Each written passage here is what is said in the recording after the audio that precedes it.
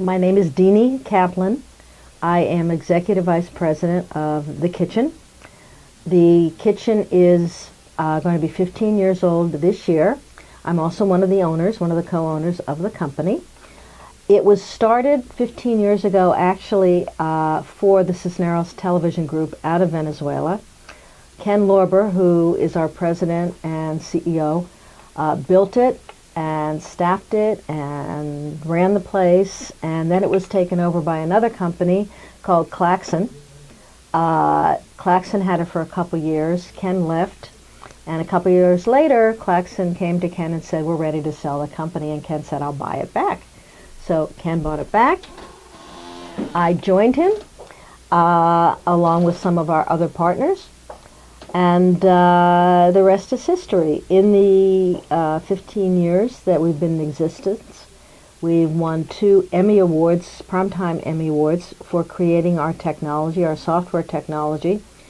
We're the only dubbing company in the world to ever have won not just 1, but 2 Emmy Awards. So it's a very exciting opportunity for us, and what we do here is we dub TV shows, movies, cartoons, telenovelas, to and from every language.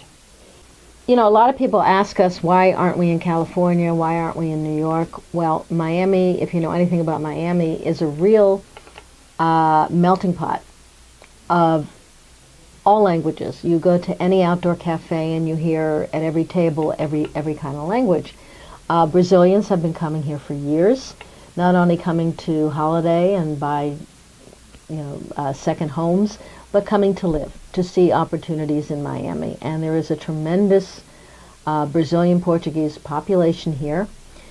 A lot of the Portuguese people that come to us are newscasters, actors, writers, directors, teachers, doctors, from every walk of life, and we train them. We have a dubbing workshop where we actually train them to become dubbing actors. We also have, when we work, we have to have only native speakers. So if you say to me, well, my parents were Portuguese and I went there every summer, that's not good enough. You have to be a native speaker.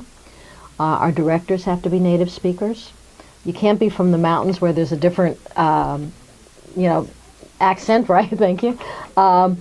You have to be a full-on Brazilian Portuguese speaker, whether you're a translator, whether you're the actor, the director, or the editor.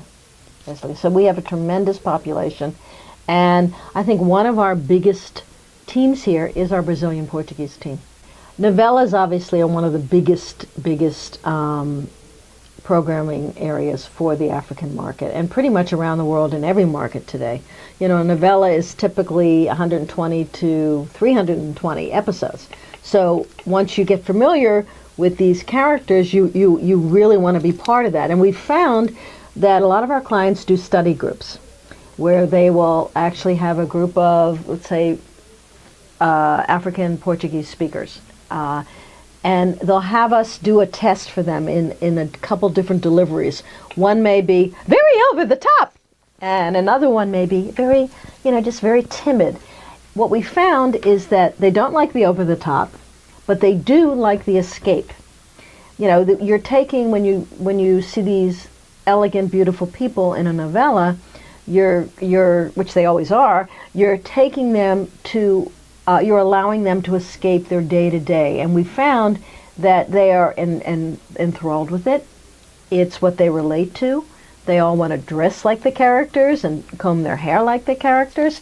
And in terms of the language, the Brazilian Portuguese is what they all expect now for the telenovelas for the African market. It's you kind of have to work together and say, this is what your audience needs, because it's more neutral than if we went with the dialects from every country that speaks Portuguese.